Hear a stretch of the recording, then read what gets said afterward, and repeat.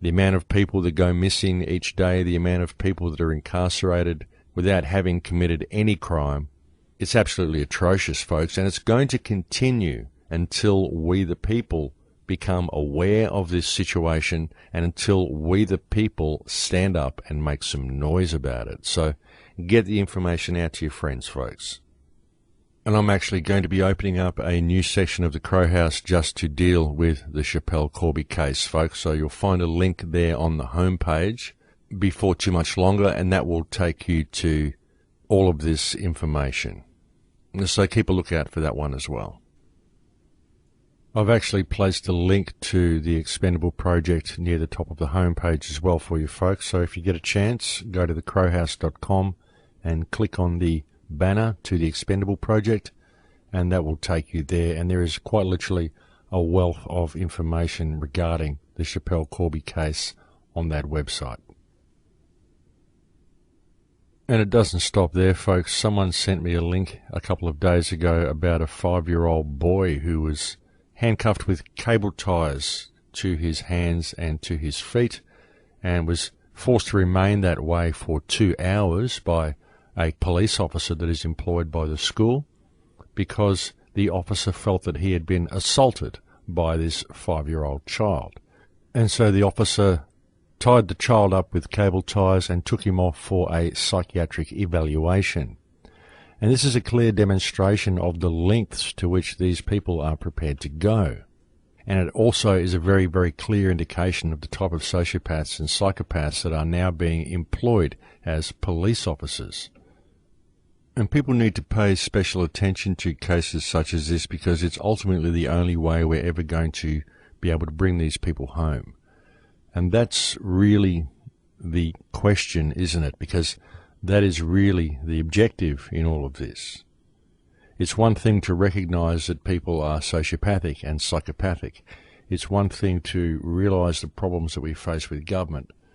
But ultimately, the real goal here in all of these instances is to discover a way to bring these people home. I mean, I know when I talk about these people and I talk about these things that happen, it can get me quite angry. It absolutely can get me quite angry. And sometimes it's even anger that makes me bring these issues to you and talk to you about them. But with me, the anger soon turns to sadness, because once I've had the outburst or display the anger that I've felt, I often feel sad towards the person that I'm angry at because of the disconnected state that they're in that makes them commit these atrocities. But I also feel quite sad at myself for getting angry enough to have an emotional outburst. But still, I do get angry. And very often what I've found is the best thing to do is to channel that anger into self-empowerment and positive action rather than violent outbursts. And as hard as it is to do, it is extremely important that we forgive these people that are committing these atrocities against us. Now, we don't have to go along with anything that they say. We don't have to make ourselves subservient to their rules and put up with atrocities being carried out against ourselves.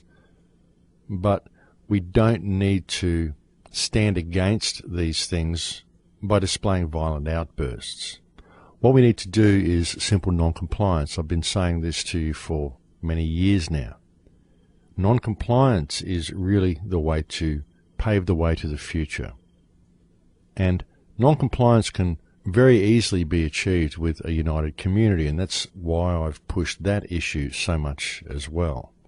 And it really is hard, folks, for some people to grasp the concept of this, but that really is the only way forward. And true non-compliance and even having the motivation to push forward and to get to know your neighbours and to just turn away from this system is impossible to achieve without compassion. And that is the hard part, to simply forgive these people and to strive to bring them home. And I'm reminded of a metaphor, a little story that I was told or I read somewhere. And it goes like this. I'll try to get it right, but there was once a being in a place that you might call heaven. It was simply a being of light, made of unconditional love. And the being of light said to its creator, "This is very wonderful being a being of light, but I've experienced this and I've experienced unconditional love, and I'd like to experience something else. I'd like to experience forgiveness." And the Creator looked at the being of light and said, "But you are the most evolved thing that there is. You are a being of light. You are unconditional love. You don't need to go and experience forgiveness." But the being of light was insistent and wanted to experience forgiveness. And an angel came up to it, a helpful angel came up to the being of light and said, "Well, look, I can organize it. We can go down into reality together. But in order to do this, you will have to go down there in a state of amnesia, because it's only through amnesia that you will be able to experience true emotion. And I will do something to you, I will do something horrendous to you, but you have to remember to forgive me, because it isn't until you forgive me that we can both return home." The being of light agreed that this was a really good idea. And so both the being of light and the angel went down into reality. I think that's a really poignant story, and I think that everybody needs to think about that and just let it really sink in. Because if you do that, you begin to understand how reality works. You begin to understand the emotional content of the world that you inhabit, and how you interact with that emotion, how you interact with that reality through your emotions. Because it isn't until we understand that forgiveness and compassion are the two most important things that we can feel. As I've said to you, compassion is the fabric that makes up the matrix. Compassion is the fabric that makes up the very stuff of the universe, and your interface with that compassion, your interface with that fabric, is empathy. And so that's all you have to do, folks. All you have to do is be aware of what the problems are, and be aware of how simple the solution is, because the solution is simply non-compliance, and to understand the power of compassion and forgiveness. Because when you apply compassion and forgiveness to the equation, we can simply turn away from this system. I mean, the system isn't real anyway, it's just fiction, it's just an idea, it's just a meme, it's just rules, it's just words on paper. It's not real law, it's not anything we need to survive as mankind. You know, the purpose of mankind is to understand itself and to improve reality by our presence in it. And this can only be done through forgiveness. This can only be done through compassion. It can only be done by making other people's lives easier. Because by doing that, you make your own life easier. That's the way it works. What you give is returned to you. And there's nothing better than the feeling of giving. It really is a wonderful feeling. And being given too, the feeling of receiving a genuine gift that comes from someone's heart. We've been given the gift of life here. We've been given a beautiful reality, and the choice is ours as to what we do with this reality. We have a truly wonderful opportunity here with everything that's happening, with all of the laws that are being implemented, with the fracking, with everything that's happening. We have the best opportunity the human race has ever had to wake up to itself once and for all, to realize who and what we are, to realize the power that we have, to act in compassion and empathy and simply change reality. It's just up to us as to whether we are going to take up the opportunity, take up the challenge, and actually step up to the plate. And it's important that we do, folks, because if we don't deal with the situation that we're facing and deal with it from the right energetic perspective, deal with it from the right emotional perspective, then the human race is simply not going to make it through. We just don't have a choice. We have to finally grow up. We have to finally realize who and what we are, because it's the only real choice we have to build a better future.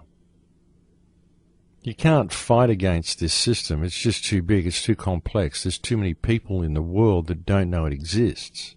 That's why they allow the population to get so large and to get so dumbed down, because then you can put this whole system in place. And the people that are awake to it and are trying to scream out and stop it from happening simply can't be heard above the pure cacophony of society. And that's why it's been done this way. Ordo ab chaos. Order out of chaos. But first you have to create the chaos. And when you look around you at this society, folks, well, that's exactly what you see. And so the only way to combat it is to build strong community. Because when you've got strong community, when you lead by example within your community and you spend your life helping those around you, suddenly everything changes. And I'm living proof that this system actually works, folks. I simply decided one day to throw myself to the whim of the universe, and everything just fell into place. And so I can tell you from my own first-hand experience that it does actually work, and that you can quite literally change your world simply by changing your perspective of it. And if this can be done on a personal level, then why can't it be done on a collective level? And the thing is, folks, that it can. It can be done on a collective level. All one needs to do is remove fear from their psyche and always act with empathy and compassion. And I think it's break time now, folks, so I'll leave it there for now, and we'll go and have a break, and I'll talk to you again in a few minutes. Thanks for listening.